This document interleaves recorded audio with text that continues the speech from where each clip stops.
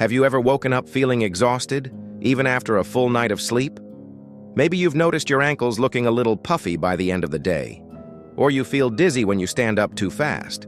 Or there's this nagging, dry cough that just won't quit. And the most common explanation you hear, from well-meaning family members, maybe even from yourself, is, well, I'm getting older. That's just how it goes now. But what if that's not the whole story? What if some of what you're feeling isn't just aging, but something that can actually be looked at, discussed, and potentially addressed? Today, we're going to have an honest, compassionate conversation that a lot of people over 60 need to hear, because there's a possibility that some of those symptoms you've been brushing off might have a connection you haven't considered yet. And no, this is not about telling you to stop taking your medication. Not even close. This is about helping you become a more informed, more empowered patient. Because you deserve to feel as good as possible, at every stage of life. So if you're someone who takes blood pressure medication and you've been noticing changes in how you feel, stay with me. This one's for you. This channel is dedicated to helping adults over 60 live with more energy, more clarity, and more confidence about their health. Hit that subscribe button right now so you never miss a video that could make a real difference in your life. She retired a few years ago from a job she loved, and she was looking forward to spending time in her garden, traveling with her husband, and finally taking that painting class she'd been putting off for decades. But somewhere along the way, things changed. She started feeling tired in a way she hadn't before. Not just, I need a nap, tired, but a deep, bone-level fatigue that made even simple things feel like a chore. Getting up in the morning felt harder. Her ankles would swell by afternoon, and she noticed she couldn't walk up a flight of stairs without feeling winded, when just a couple of years ago, that hadn't been an issue at all. She mentioned it to her daughter, who said, "Mom, you're almost 70. That's just how it is." She mentioned it to a friend who said, "I feel the same way. We're not young anymore." And eventually, Margaret started to believe it herself. This is just aging. This is my new normal. So she stopped talking about it. She scaled back her plans. She gave up the painting class because she just didn't have the energy. She stopped going on long walks with her husband. And here's the heartbreaking part. She stopped expecting to feel good. It wasn't until a routine checkup, when her doctor asked a very specific question. When did you first start feeling this way, and had anything changed around that time? That something clicked. Margaret thought back, and she realized the fatigue had started not long after her blood pressure medication had been adjusted. The dose had been increased, and around that same time, the exhaustion had gotten worse. Now, here's what's important to understand.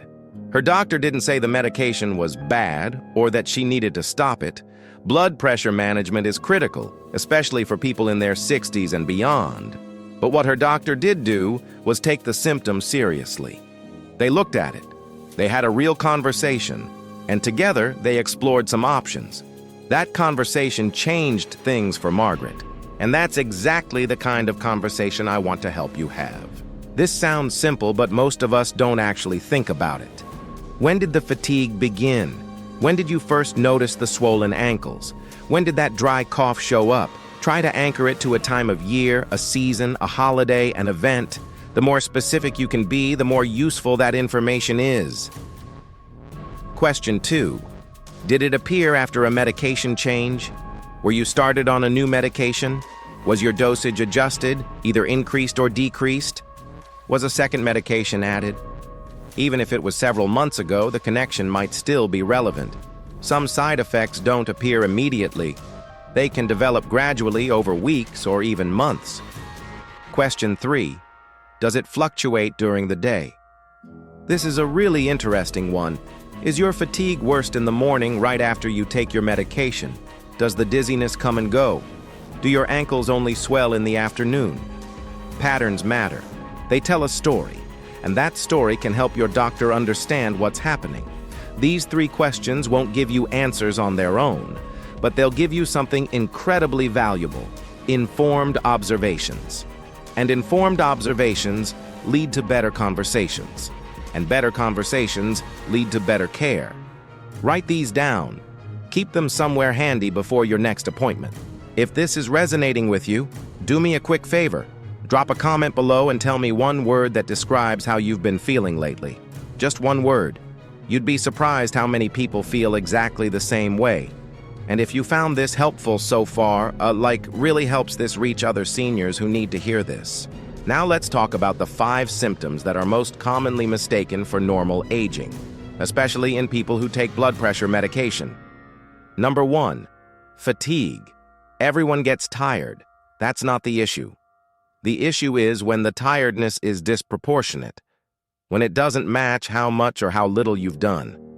When you sleep 8 hours and wake up feeling like you haven't slept at all. When you need to rest after tasks that used to be effortless. Several classes of blood pressure medications, including beta blockers, work partly by slowing the heart rate. That's intentional. That's how they help protect your heart. But a slower heart rate can also mean your body delivers oxygen and energy to your muscles a little more slowly. For some people, especially as they get older, that can translate into a feeling of heaviness, sluggishness, or profound tiredness that isn't explained by poor sleep or lack of activity. Is that happening to you? It's worth asking. Number 2, dizziness. You stand up from the couch and the room spins for a second. You get out of bed in the morning and have to grab the wall. This is something a lot of people over 60 experience, and it gets quickly labeled as just getting older. But there's a specific phenomenon called orthostatic hypotension, a fancy term for a drop in blood pressure when you change positions. Blood pressure medications lower your blood pressure, that's the whole point. But sometimes, especially when doses are higher or when you're a little dehydrated, that drop can be more dramatic than intended. This kind of dizziness is not just uncomfortable, it can increase the risk of falls. And falls are one of the most serious health concerns for adults over 60. So if you're experiencing this, please don't just accept it. Mention it to your doctor. There are ways to address it. Number 3, swollen ankles. By the end of the day, do your ankles look puffy? Do your shoes feel tighter in the afternoon than in the morning? Do you notice an indentation in your skin when you press on your ankle? This kind of swelling, called edema, absolutely can be a sign of certain heart or circulation issues that need medical attention. But it's also a known side effect of a specific class of blood pressure medications called calcium channel blockers. Medications like amlodipine are very commonly prescribed and very effective, but ankle swelling is one of their more frequent side effects. The swelling itself, in that context, isn't dangerous, but it can be uncomfortable. It can affect your quality of life, and here's what I really want you to hear. It is not something you simply have to live with. There may be alternatives or adjustments that help. Number 4, dry cough. This one surprises a lot of people. A persistent dry cough, the kind that isn't from a cold, isn't from allergies, just won't go away, is actually one of the most well-documented side effects of a class of medications called ACE inhibitors. Drugs with names ending in pril, lisinopril, enalapril, ramipril, are among the most commonly prescribed blood pressure medications in the world. And roughly 10 to 20% of people who take them develop this dry, tickling, nagging cough. People cough for months, sometimes years, before anyone connects the dots. They think it's allergies. They think it's acid reflux. They think it's just getting older. If you have a dry cough and you take an ACE inhibitor, please bring this up at your next appointment. It is a recognized, well-understood side effect, and there are alternative medications that work just as well without causing the cough. Number 5, loss of stamina. Not just tiredness, but a noticeable reduction in your capacity to do things you used to do without effort. Walking a certain distance, carrying groceries, climbing stairs, doing yard work, dancing at a family event. When your stamina drops, it affects everything. It affects your mood, your independence, your sense of who you are, and it's so easy to accept it as inevitable. But again, Reduced exercise tolerance can be a side effect of certain blood pressure medications, particularly beta blockers, which are designed to reduce the workload on the heart. For some people, that translates to less capacity for physical exertion. For very active people, or people who are trying to stay active, which is exactly what doctors recommend, this can be a real obstacle. It deserves a conversation, not because the medication is wrong, but because your quality of life matters. There's an unconscious bias in healthcare and in our culture that assumes older adults are supposed to feel worse over time. So when a 67-year-old says they're tired, it's easy for everyone, including the patient themselves, to accept that as a given. But here's the truth. While aging does bring real changes, significant fatigue, chronic dizziness, persistent swelling, and ongoing loss of capacity are not things that should simply be waved away. They are signals. Your body is communicating with you. The question is, are you and your healthcare team listening? Many physicians, especially in busy practices, have limited time per appointment. If you come in and say, "I've been a little tired," that might not trigger a deep investigation. But if you come in and say, "I started noticing significant fatigue approximately 3 months ago, around the same time my medication dose was increased, and it's worst in the mornings after I take my pill," that is a completely different conversation. That's specific. That's useful. That's the kind of observation that a good doctor can work with. And that's why the 3-question check matters. Not because you're going to diagnose yourself, but because you're going to show up to your appointment as an informed partner in your own care. Could there be a connection to my blood pressure medication or any changes in my treatment? Are there alternative medications in the same class that might have fewer of these side effects for someone like me? Is there a time of day that's better to take my medication that might help reduce these symptoms? Are there any lifestyle adjustments, hydration, diet, timing of physical activity that might help with what I'm experiencing? Is this symptom something we should monitor over time, or does it warrant a closer look now? These are not challenging questions. They are not confrontational. They are the questions of a patient who is paying attention and who values their own health. Any good healthcare provider will welcome them. And if you ever feel like your concerns aren't being heard, it is always appropriate to seek a second opinion. That is not disloyalty. That is self-advocacy. And you have every right to it. You know your body. You know when something has changed. And that knowledge, that awareness, is powerful. Pay attention to your body. Notice the changes. Ask the questions. Have the conversations. And never ever let someone, or some assumption, talk you out of advocating for your own well-being. Aging brings changes, but not every change should be accepted without a second look. You deserve to feel as good as possible, today, tomorrow, and for all the years ahead. And right there on your screen, there's another video I think you're going to want to watch next.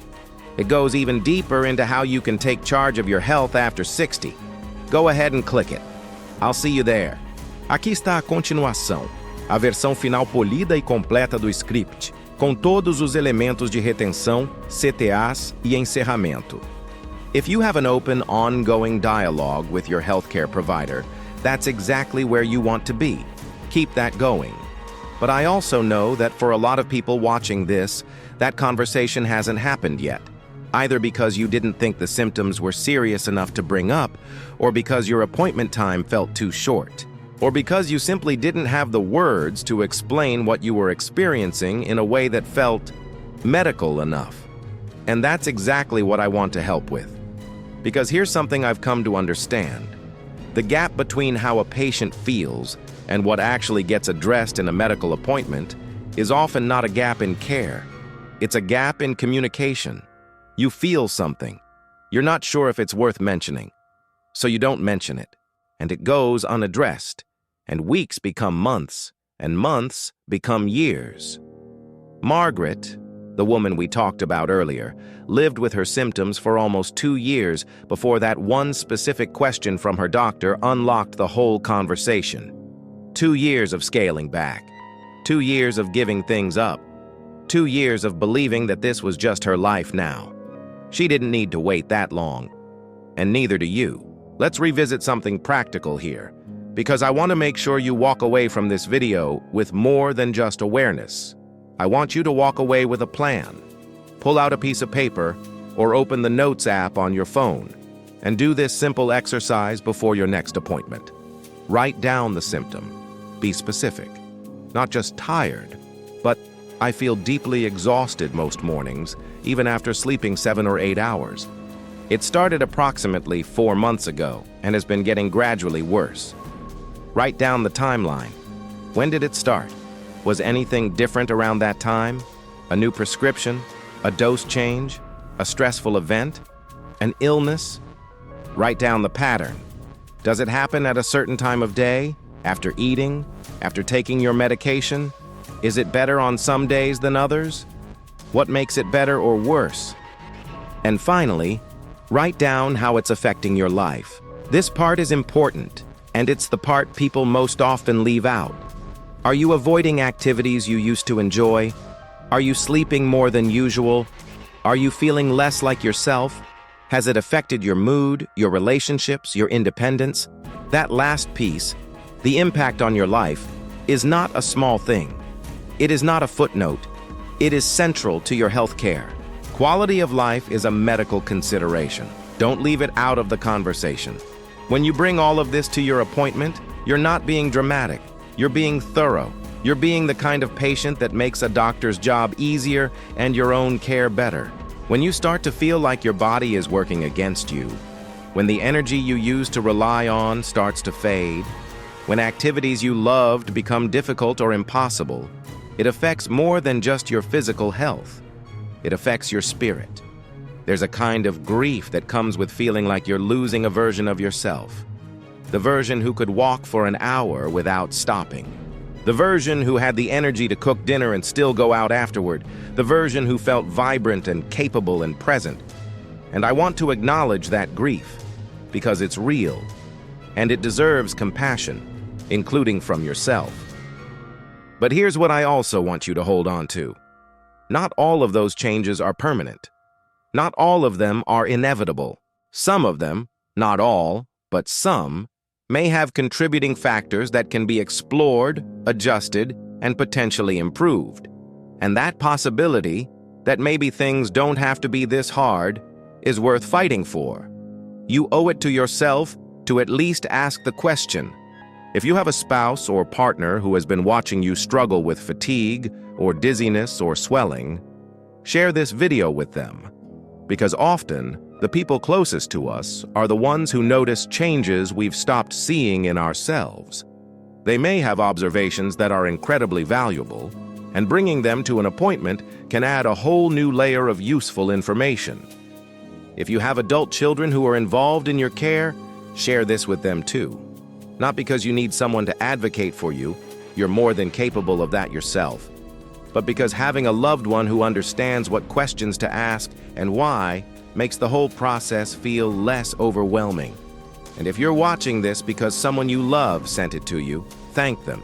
They're paying attention, and that matters. All right, let's bring it all together. We started today by asking a simple but powerful question. Are the changes you've been experiencing just aging, or could there be another factor worth exploring? We talked about Margaret, who spent 2 years believing her symptoms were inevitable, until one honest conversation changed her perspective entirely. We walked through the 3-question check. When did the symptoms start? Did it appear after a medication change, and does it fluctuate during the day? We went through the 5 symptoms most commonly mistaken for normal aging: fatigue, dizziness, swollen ankle swelling, dry cough, and loss of stamina. And we talked about why each one deserves attention rather than dismissal. We talked about why these symptoms so often go unaddressed, and how bringing specific, organized observations to your healthcare provider can completely transform the quality of that conversation. And we talked about the questions you can actually say out loud at your next appointment, because you deserve care that takes your experience seriously. You are not overreacting. You are not too old to expect to feel well. The human body is extraordinarily complex, and the relationship between aging and medication is something that deserves ongoing attention. Not a one-time conversation, but a continuous, evolving dialogue between you and your healthcare team. Blood pressure management is critically important. It saves lives. It protects hearts and brains and kidneys. None of that is in question today. What is in question is whether you're getting the full benefit of your treatment, with as few unnecessary side effects as possible. And that is a completely reasonable thing to want. It is a completely reasonable thing to pursue. You've spent a lifetime paying attention to the needs of others, your family, your work, your community. It is not selfish to pay attention to yourself now. It is wise. It is necessary. And frankly, it is overdue. Pay attention to your body. Aging brings changes, but not every change should be ignored. Not every symptom should be accepted without a second look, and not every difficulty has to become a permanent part of your life. You have more agency than you may realize. Use it. Leave a comment below.